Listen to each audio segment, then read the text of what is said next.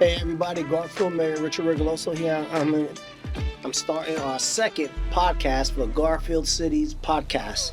And I'm sitting here with Danny Golabek, former rec director for the city of Garfield. Yes, sir. Former mayor of Elmwood Park, right? You had a short little term there, but current council member of Elmwood Park, and you are running for mayor or councilman? Mayor, on November 7th. It's an honor to be here with you, Mayor. I don't know if the mayor has been properly introduced on his podcast, but allow me to do that for you. I'm sitting with one of the political icons in Garfield history. In Garfield history, Garfield has been around for over 100 years, and I'm a student of political history. And this man grew up in this town, raised his children here, and about, what was it, Mayor, 7 years ago, 7 years, yeah. came to a council meeting, had issues, and was told, if you don't like the answer, run for office. And he ran for office in 2016, got first place in a 10-candidate field with no prior political experience or ever being elected. A shoestring budget. Shoestring budget.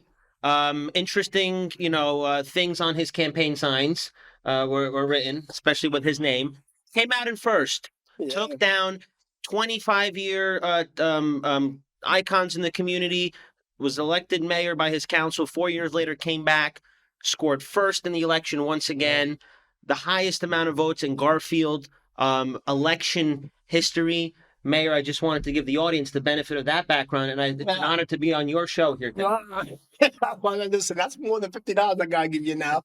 I appreciate that. Yeah, I did run about 7 years ago, and they did tell me I was going down to the city council meeting. I was complaining about some things that was happening in the city, and I'm also the principal of the middle school, and I was complaining about certain things. And then they told me, like, well, you got to get more involved. And I'm like, I got to get more involved. That coach, I'm a middle school principal, and you tell me to get more involved, and I end up running. And I remember that 10-team field. Some people were actually telling me not to run, sit out, this and that. I remember I had an event, and some people were told not to show up to the event. They were threatened. It was an interesting thing, but it was an old school type of campaign, on a shoestring budget. And when I won, I was like, oh, what do I do next? But I surrounded myself around good members, good team, a good council, and you just got no one to ask the questions and make a decision. And that's where it is. And that's what's interesting about politics, especially local politics. In many communities in North Jersey, there's this establishment environment that the people that have run things for a long time, the political powers that are in play for many years, kind of run the show. And that anyone else who wants to get involved is almost like interfering. Yes. Or unwelcome. And and I bring that up because we all have our story of how we got into politics. And I got to first of all, let me tell you about his story. Now, I don't know much of his story other than he knows more of it, but I know you started when you were back in high school, and you were on like the student council, and you were giving everybody a hard time about what was going on in Elmwood Park High School, and then from there, you just parlayed it. So just like you, Mayor, it took something, it took an event to piss me off and get me involved. In my case, it was a lot younger in my life. It was when I was 13 or 14. So in 2010, Chris Christie had just become governor a year prior to that. Right. The country was still going through an economic recession, and the state budget was way out of balance. And Chris Christie decided that part of balancing the budget would be to cut state aid from school districts significantly. Yeah, I remember. And I was a sophomore in high school. And, we were all up in arms because that meant, cutting foreign language programs, cutting sports and extracurriculars. So we got the whole school together. We did a walkout. We walked out of the school, like a lot of towns in Bergen County. And I learned, there's this Board of Education. They make this policy. At the end of the day, they're deciding where the dollars go. So there I was, a 14-year-old, attended my local Board of Education meeting on a Monday night at 7 o'clock. Just stood there with my red polo in the back of the room, 100 people in the room, a lot of animated opinions. And I decided to get up to the microphone. And I sang like a bird, whatever was on my mind. And as I spoke, I had people in the crowd clapping for me, cheering me on. And that moment was that spark where I felt like, this is an environment that I'm comfortable in. Expressing myself, telling people who are double, triple my age what my opinion is, and that they're wrong. And I started that very young, and that, carried throughout my high school years. I was a monthly presence at these meetings. I mean, to the point where people in the administration of the school I went to would would sit me down and see if there were ways where I could, Not show up. not show up and not talk. It was a very interesting process. But it was, again, I had the support of the people, but the establishment, the infrastructure that existed, did not like the idea. Yeah, they didn't like you showing up, listening to a 14-year-old kid talk about issues that are going on in the school that are directly affecting you. Right. And they were like, I got an answer to a 14-year-old kid, and they were upset, and they didn't want you to show up. I heard about that. They're like, there's some 14-year-old kid starting all kinds of trouble in Elmwood Park. I'm like, what is a 14-year-old kid doing? Throwing rocks through someone's window? They're like, no, he's showing up at board meetings. And I'm like, oh, a board meeting. And I ran with it. I got involved with, my local political party in town, and I turned 18. I graduated high school in June of 2013, and I put my money right where my mouth was. I ran for Board of Education that first opportunity in November. Ran my own campaign. New trust, new ideas, new energy was my slogan. And I placed first in that campaign. Yes. Served 3 years on the Board of Education. Eventually joined the council. So it's been a very rewarding ride. But I like that we share in common that we were both outsiders. Right. We had enough. We have big mouths. We spoke up, That's it. and the voters rewarded that. The voters reward authenticity. They reward new energy. Yeah. Well, they reward that people want to see, they see a vision and they want to do something. And just so everybody knows that Dan, for the last 2 or 3 years, has been nominated and voted as one of the top most influential people in the state of New Jersey under 30 under 30. And, Garfield has our own, Prospect Park has one as well, and Dan is one of them. So there's like 30 people in the state of New Jersey under the age of 30. Right? You still there? I'm still in that category. And and it's amazing because our politics is full of older people. Mhm. That's a reality. We see that in the United States Senate. Yeah. We have individuals in, their early 90s, late 80s, and we talk so delicately about those situations, almost like we don't want to seem like we're discriminating about their age or being ageist. But it's just amazing that the reverse is applied every single day. Yeah. I have been in many situations in my life where my youth, when people agree with me, is hailed as such a tremendous thing. Good ideas, great young energy, this and that. And the second you're not on the same side as them, What does that young kid know? yeah, your age is weaponized Yeah. against you. Yeah. And it is so normalized in our society, in our politics, and it's something that's always bothered me. That's why I encourage young people to get involved, to run for office, because once you're at the table, your voice is no less and no more than the guy who is 60 years old and has been doing this for 30 years. And I promote that everywhere I go, everyone I talk to, that if the interest is there, go for it. Yeah. Go for it. Well, we see on social media, a lot of people have interests of what goes on, Right. and for good, bad, or indifferent. We get attacked all the time. Correct. For everything that we do. You get attacked because you're part of Garfield, Fabric. You ran a campaign. You ran 2 campaigns. You ran my That's correct. campaign where we end up sweeping the 2 incumbents out. Yes. And you got all 5 of us in. And then you ran a Board of Ed campaign. So you're attacked for being part of Garfield. And they're trying to use that against you in Elmwood Park. But, when there's talent, you recognize talent. I know Elmwood Park recognizes talent, but the social media is a benefit to us as well as it could be a detriment, because sometimes some people use that social media for their own narrative. They don't know Right. they don't know the whole story, Right. and they only see certain parts of it, and then they tell the story, and I will say 75% to 80% of the story is fabricated to make themselves look good and us look bad. And there's times we want to go at it, but then, sometimes you don't. I know you do. I don't. At times. It's interesting because 10 to 15 years ago, if a resident in a town didn't like what their leaders were doing, didn't like what was going on, they would have to come to a meeting. Yeah. They would have to stand at the microphone and express their opinion directly to the leaders and, give it to them direct. Yeah. And because of social media, all these advances, people don't have to do that anymore. How many people come to your council meetings on a given Not month? many. Not many. Not many. Not many on our end. Yeah. We have a handful that are. Don't complain that the council meeting's not open. It's open to everybody. It's anybody could come in and anybody could come on up and speak. Sometimes we put a time limit on them when we have a lot of people and we know there's an important topic. We want everybody to talk. We give them 3 minutes. But when there's no one in there, we give them as much time as we want, and we could get into a dialogue. But they don't like coming. They'll complain about coming to the meeting, but they'll rather complain on social media, and they'll say why they didn't want to come to the meeting. Correct. And it's interesting because as leaders and decision makers, we make big decisions, controversial decisions all the time. Mm-hmm. We have to. That's our role. And social media allows people to take the facts of a situation and present them in the way they wanted to. Right. And sometimes they do it in such soundbite ways. And we live in a world where attention spans are shorter. People see something for 2 or 3 seconds, they move on. And it's a real challenge for us, who I think are honest, hardworking leaders, to explain our position, to get why we're doing what we're doing across to the general public, versus these quick sound bites that spin Right. whatever we're doing into the most negative light possible. It's a real challenge for us. We face it all the time. You talk about the criticism. I've been hit online. I get hit every day. Yeah. Some of it I ignore, some of it I challenge it directly.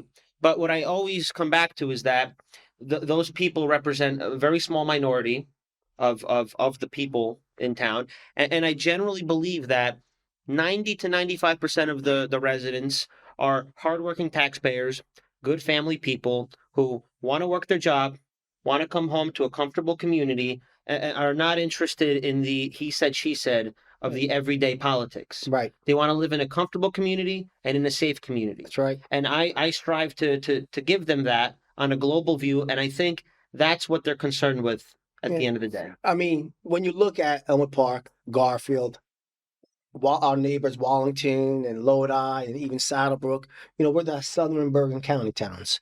And most people who move into Garfield and Elmwood Park, this is their beginning. Right. This is where their families start. And then they become successful and they move up that ladder, and they may get into the northern parts of Bergen County, get more dollar for their property, more property for their dollar. But this is where they start their home. And this is where we want them to feel comfortable, safe. This is where we want them to have a family, have memories with that family. And when they move or their kids move out, they always have a good spot for Garfield or Elmwood Park, where there are 2 and 3 family units, and we all have it. That's where people come in and they start their family and they start raising their family. And eventually they all move out. But what people don't realize in Bergen County is that we sit at this hub. We could be at any major highway within minutes. Correct. You could be in South Jersey in 30 minutes, North Jersey in 40 minutes. I mean, you could be skiing or at the beach, in the Poconos, in New York City within minutes. We sit at, one of the top hospitals in the state, some of the best shopping in the country. You're 5 minutes from the Meadowlands, and we have everything. Now, we have the train stations, you don't, but you're right next to the train station. Correct. And you got public transportation. You got Route 4 and 46, Route 80, 20, and you have all that. And this is what makes Garfield, Elmwood Park, Lodi, all our neighboring towns that touch here on this side, valuable. And that's why families come here to start, because they know they could get anywhere within minutes. And then eventually they become successful. And that's what we want to take advantage of that for years. For years, Garfield never took advantage of that. The 2 train stops, Right. All the areas where you could get somewhere fast. We never took advantage of that. Elmwood Park, same thing. But now there's redevelopment going on. There's community events going on. People are taking ownership of their town. The towns are safe, clean. People are happy in the town. I would say 90% of everybody really enjoys living in the town. And eventually they're going to move out, because that's what they do. They move out. You become a little more successful, you move out, unless you're too old and you like where you are. And Mayor, and you've been on the council for 7 years now as the mayor. It's my 7th year on the council, so we can kind of use this as a comparison. You just have to look at property values in our 2 communities. Yeah.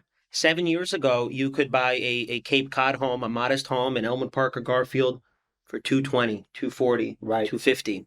And obviously we know real estate prices have gone up nationwide, but real estate values in Elmwood Park, Garfield, and these communities have gone up 100%. Yeah. I mean, you cannot buy a starter home for under 450 in these two communities. Now that's a challenge, but it's also a testament to the success Right. and the visions we've implemented. And you mentioned, Mayor, how special Elmwood Park, Garfield, Lodi, these ladder communities, the ladder to the American dream. And I'll give you my personal anecdote.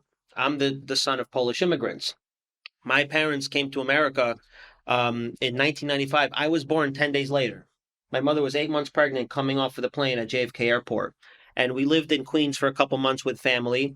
But between 1995 and 2001, when we settled in Elmwood Park, we bounced around these communities Yep. 6 months, 1 year at a time, wherever the rent was best, wherever the conditions were best. I lived in Pacific Avenue for a couple of years, lived on Palisade Avenue. That's the story of the families that move into these communities. They come here because they're nice, clean communities, but affordable. Yep. And it gives them the time to save up money to decide where they're going to make that big move. And for us, it was Elmwood Park in 2001. And it's a decision I'm very grateful to my parents for. It's a beautiful community. But there is something special about these communities, and it's all different kinds of forces. You have the ethnic immigrants that have come from Europe. Yep. We have the Polish, the Albanian, the Macedonian, major parts of our communities, and then we also have families that are coming from Passaic County, Passaic, Patterson, who are climbing the ladder of the That's right. American dream, where moving into a Garfield Elmwood Park is one step higher than where they're coming from. And it creates this beautiful melting pot of different nationalities and different demographics that the rest of Bergen County does not experience. No, They our do diversity not. is second to none. All of our towns that touch each other. We have diversity that you can't touch. We have you right. We have the Eastern Europeans. We have the Italians. You have Polish. You have Macedonians, Albanians. You have Indians. You have Asians. You have everybody that's coming, moving on in here. And just like you said, you got people coming in from Passaic and Patterson. They're moving up that ladder, that next rung, and eventually they'll make become a little more successful, or their kids will become successful. Parents will end up staying, but the kids will end up moving out. And that's the dream. Just like your family, the American dream. They came here for the dream and they became successful. You became successful, your brother, your family. Right. And that's what it's all about. And that's why the southern part of Bergen County, the southern part of that Route 4 area, Right. is very special. And, and now we go back to the politics. Right. And we start talking about the politics. And when you have the old timers there, or the seasoned politicians, they're afraid to make those moves. They're afraid to challenge something. They're afraid that a few people are going to say something, and you can't be, because you got to have that vision. You got to keep moving forward. You got to keep your town moving forward. You just can't still sit in the '90s or the 2000s. Everything changes. Nothing should stay the same, because if you don't, then you're going to get swallowed up, and the town's going to be different. It's not going to be safe. It's not going to be clean. And we're going to be changing Columbus Field. Right. And I'll use that for an example. So Columbus Field is going to turn into a park instead of just a field. Now that field is nice. We use it for Babe Ruth, but if it's not being used for Babe Ruth baseball, no one's using it. Right. And when it's only being used for baseball, there's only two teams playing, and that's it. That should be a park where everybody gets to use it. We have other baseball fields. We'll have a new baseball field, at the high school soon, and, that's the vision. It's like for years, for 3 months out of the year, that field was only being used by 22 people. No one else, not even a walking track around the fence, nothing. And in that, Mayor shows you that you have different kinds of leaders. You have those who have the vision and the foresight. Like, I'll give you an example. Like, I walk around my community, I drive around my community, and my eyes are going left to right on a swivel, Yeah. thinking of different things, thinking of the possibilities. And I know you operate the same way. So this perfect example, Columbus Park, a massive open space, several acres, right next to a train station, at the intersection of two major roads going through the community. And for 100 years, no elected official in the city of Garfield, prior to you and your team coming along, thought to do anything more interesting than what was there. Right. And it's just everyone got used to it, that this is what it is. It's a big baseball field and all of that. And now that your team has taken this canvas and, discussed how to use it better, it makes you wonder, like, this was right in front of everyone for all these years. Because you get complacent and you just get complacent. That's why sometimes some changes are good. When we got on there, when I got on with Erin Delaney. She was new, and Joe, Frank, and Louis were the seasoned veterans. And the change from there, just changes started to happen. Or discussions. Not everything got changed, but there were a lot of discussions. And sometimes you got to throw something against the wall. Some of it sticks, some of it doesn't stick. But you can't be afraid to ask questions, and you can't be afraid of the criticism that comes back your way, because there are some old timers who just don't like change. And you can't be afraid to invest in your community. And a lot of people don't want to hear, spending tax dollars or anything along that line. So just to give a little history about Elmwood Park had the same mayor from 1972 until 2016, the late Richard Mola, who was a tremendous gentleman, a very hardworking mayor, knew everyone in town on a first name basis, but had a certain philosophy that, you should only spend the taxpayers' money that is necessary to keep government running, the bare minimum. And, our community, I believe, fell behind because of that. Because you do have to spend money, you do have to bond money, you do have to put money out. Sure. Show people that every quarter that they send their check, they're seeing and feeling improvements with that money. And I strongly believe in that, because anyone in North Jersey, any politician who tells you they're going to lower your property taxes, is pretty much lying to you. Yeah, that's not ever going to. We have a setup here. We have towns every 2 square miles. Every town has a police department. Every town has a school district. We have an infrastructure in place that was created 100 years ago. And that's why we have this high level of taxation. But how much value you provide with those tax dollars is totally on the council, totally on the governing body. And you can choose to do the bare minimum and keep taxes, at 1%, 2%, or you can use your money and make it work for you. Yeah. And create new parks, pave roads, invest in the infrastructure. That's one thing when I run campaigns, I don't apologize for. I don't apologize for investing money in the community, investing money in the community's infrastructure, because I can explain it. And my opponent, calls me, Dan Bond, meaning like, I bond everything. Every idea, every project, which is essentially a mortgage. You borrow money to finance a project over time. And I will hang my hat on that. When I'm done with serving the community, I want to, at least for myself, look back and know that I was part of nice projects and things that have longevity. Well, that last you forever. bond them because you see a vision of moving Elmwood Park forward. The last thing you want to do is keep Elmwood Park stuck in the 2010s and everything like that. It's about, putting money into the infrastructure, working on your rec center, your community. You want people to taste and see what their money, their tax dollars going to. And it's important that they see it. They may not like their taxes going up, but they understand. Okay, well, we have events going on, and we got a beautiful rec center. We have a library. We have great schools. The kids feel safe. We have a good community, DPW, police department. This is what they feel comfortable with. And they'll still complain, but at least they know what their money is going to, their tax dollars going to. And that's the most important thing about, And that's why I believe, in the campaigns that I've run, I've won every election I've been in so far.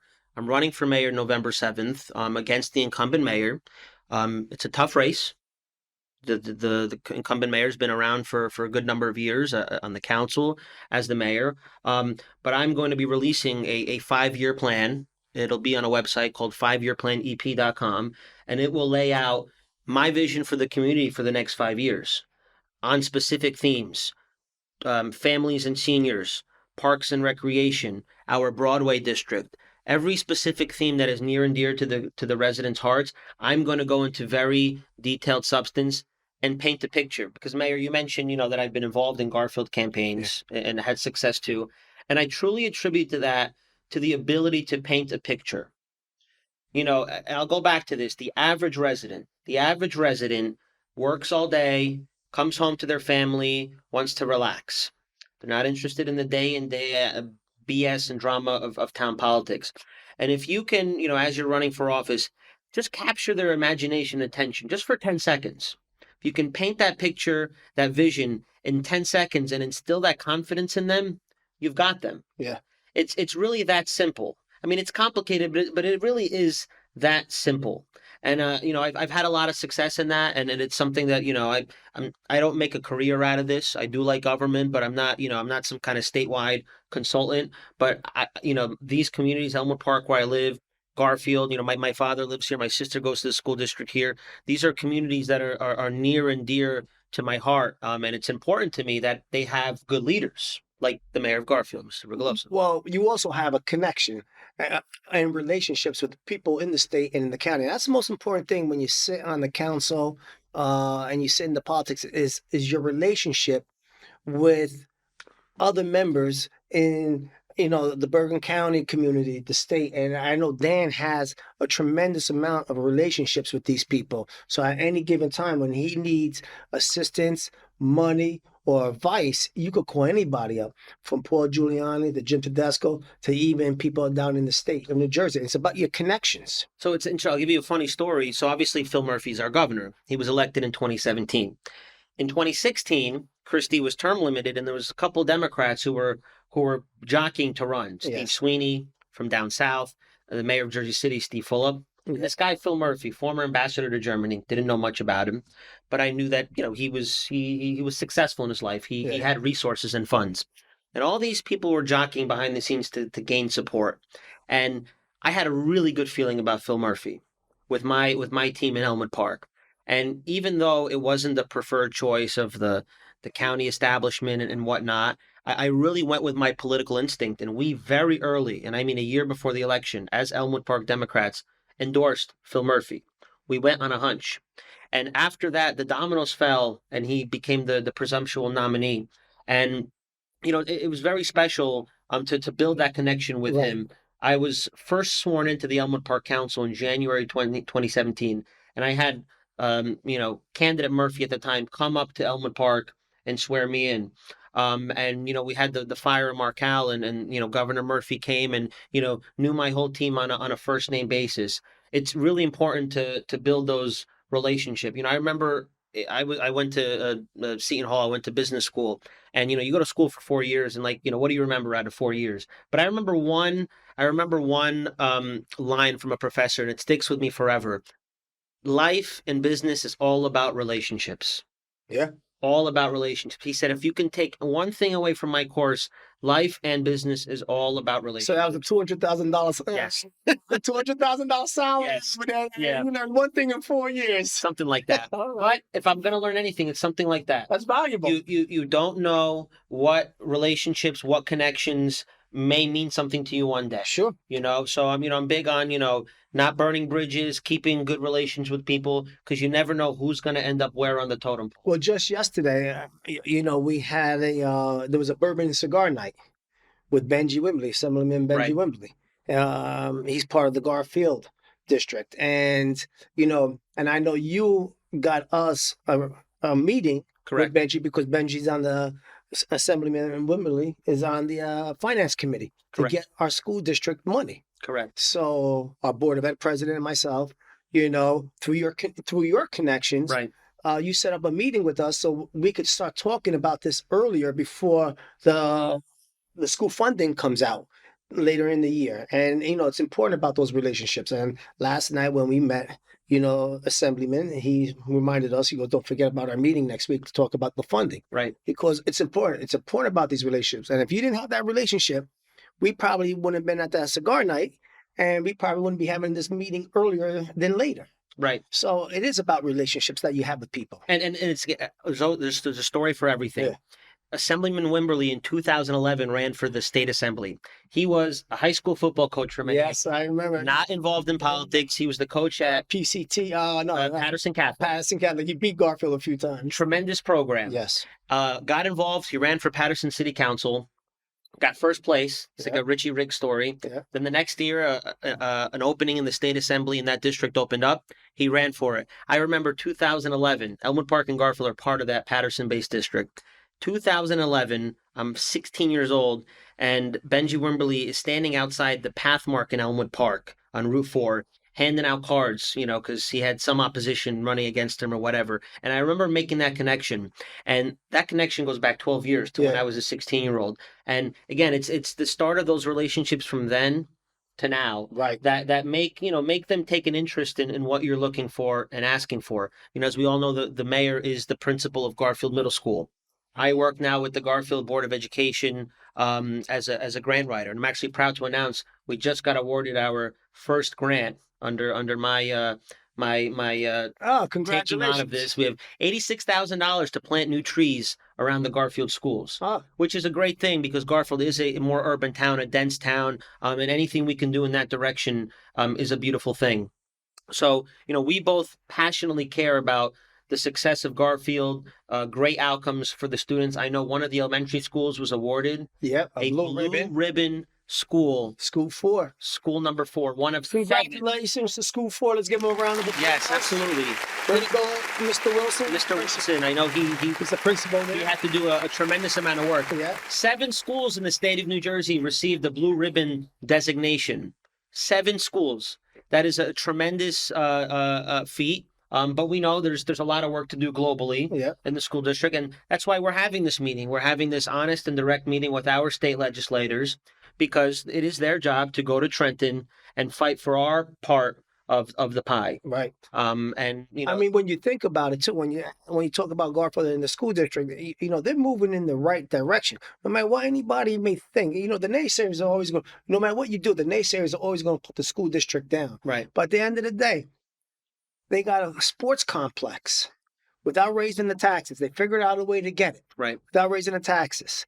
They're getting a new school. A school 5 will be knocked down soon, and a new school will be built in a couple more years for 800 students. So that'll be new school 5. Then there's the ECLC is a new school. The middle school is a new school. School 10 is a new school. That's 4 schools built in probably about 12 years in the city of Garfield, more than any other. But now we go back to our relationships with our, assemblymen and congressmen. That 4 schools in about 12 years, more than any other city in the state of New Jersey Right. has gotten new schools. So, we're doing something right. And the school district, the Garfield Board of Ed, they're making tough decisions.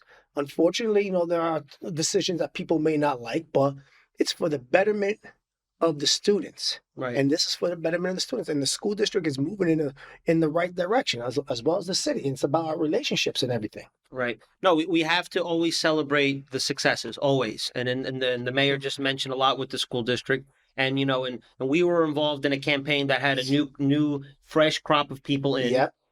They received a mandate from the voters. Yep. And that's how I see this. When the voters resoundingly pick a group of people, that group of people, along with the larger group of people, should have the liberty to make decisions that they feel is appropriate for the future of the Yeah. district. That is what the people chose. The people can choose something different in every single election. That's okay.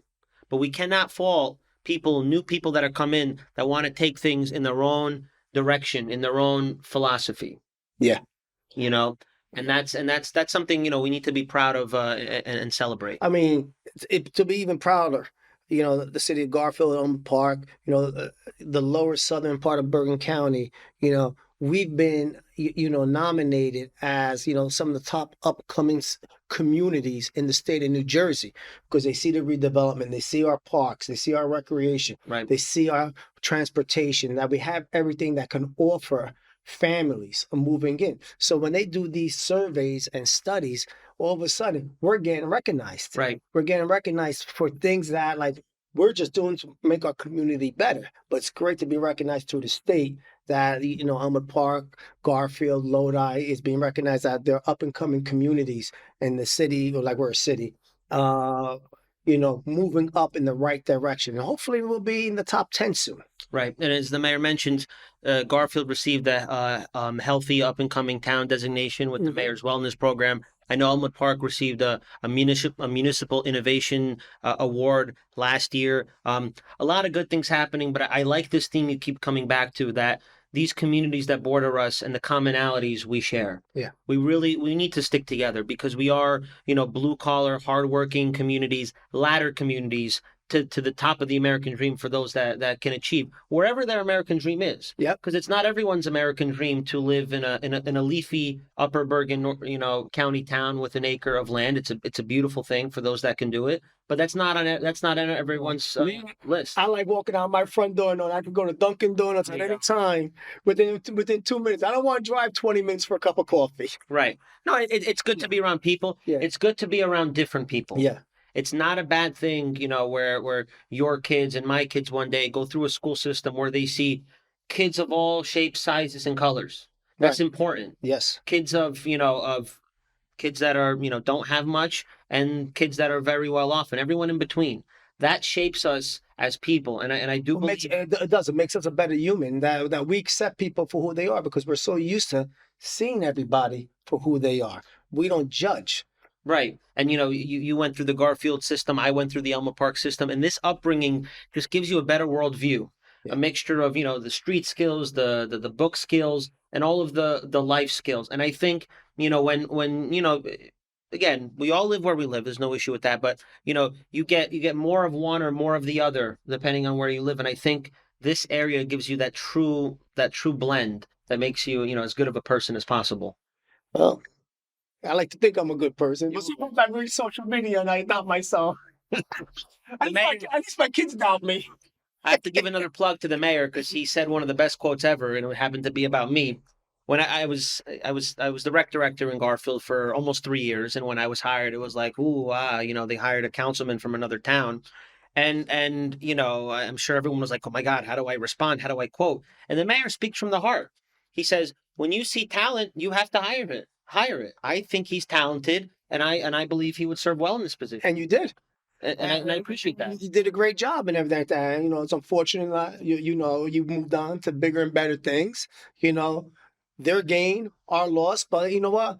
But that's the part about moving up, right? Everybody moves up that ladder. Life's a journey. You don't know Yeah. where your next step is, and who's your friend, and then not your friend, and then someone who's not a friend becomes your friend. That's the journey of life, Yeah. and we have to take it as it comes. Stand tall, keep a good head on our shoulders, and just take everything as it comes. I wouldn't change anything. So tell me about your team. I know you're running with two other Yes. people. So I'm running with Sandra Ballesteri, who is an incumbent councilwoman for 2 terms. She's on my ticket. I go back with Sandy over 10 years. I started in politics with her.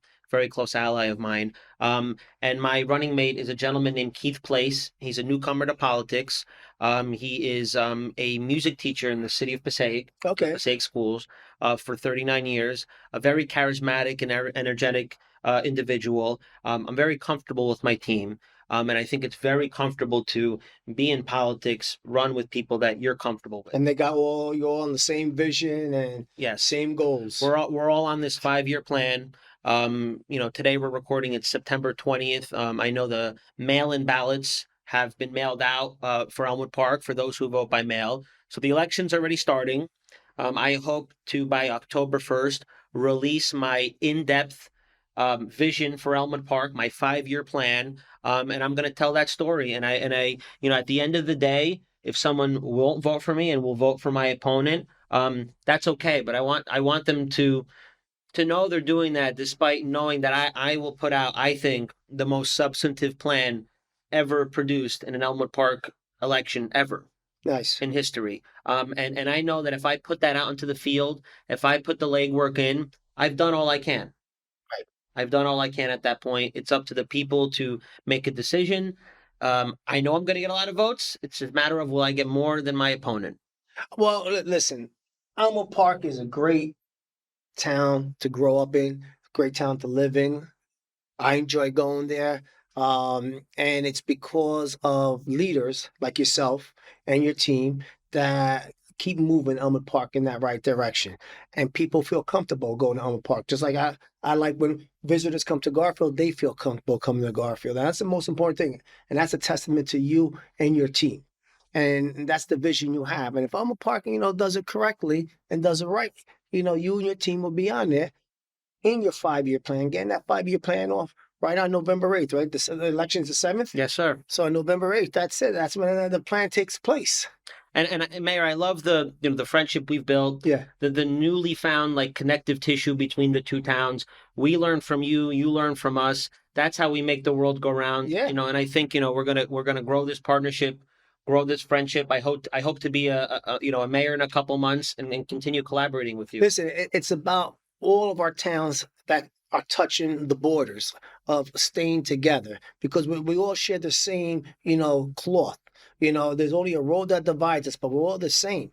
And with Mayor Luna, Mayor White, we go through the same, you know, trials and tribulations. Yes. And when things are going good, things are going great. And when things go bad, we take a hit, but we got to take it back. We got to talk to the people, and we can't be afraid of saying yes or no. Like, you're right, I was wrong, and let's move on and let's fix it.